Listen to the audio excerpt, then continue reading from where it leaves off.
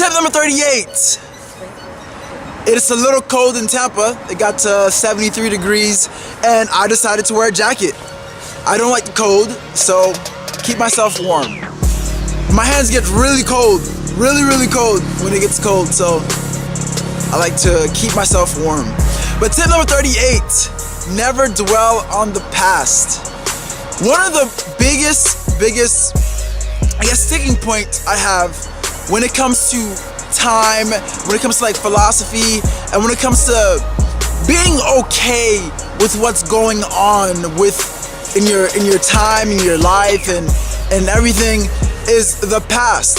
Some people just can't get over the past, and whether it be one little event, one little idea, one instant, some people harp on it over and over again.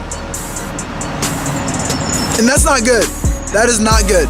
Now, there's also a point where you should reflect on the past, which I feel is great. You should always be reflecting on what you've already accomplished so that way you can make it better. But dwelling is a whole different ball game. So now, when it comes to dwelling, I was looking up the definition of dwelling, and it's thinking, speaking, or writing in length about an event, particularly one that causes unhappiness, anxiety, and depression. So at length, if you're thinking something at length and it's causing you some misery, it's causing you some like burden on your shoulder, dust it off. If you can't change it, just keep moving forward. Keep pushing forward.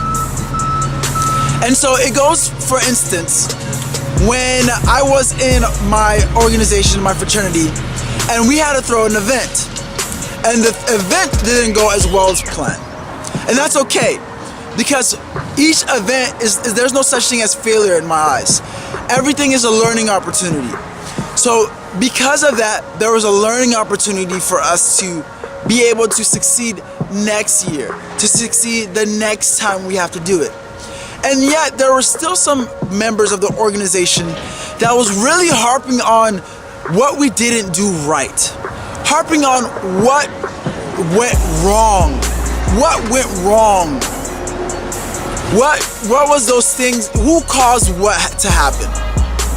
Instead of having a conversation about the pros, the cons, and alleviating the cons for next time, as well as resolving any cons that problems that there were, so that way we can have something successful for the next subsequent opportunity. And so that's the biggest difference when it comes to reflecting as well as dwelling. And it's the same parallel to feedback and criticism. When you're reflecting, you're giving yourself feedback. You're evaluating the situation, you're evaluating what happened, you're evaluating and analyzing the situation, so that way you can benefit from a similar situation in the future, as opposed to criticism, which is the disapproval of an event, of a project, or a situation.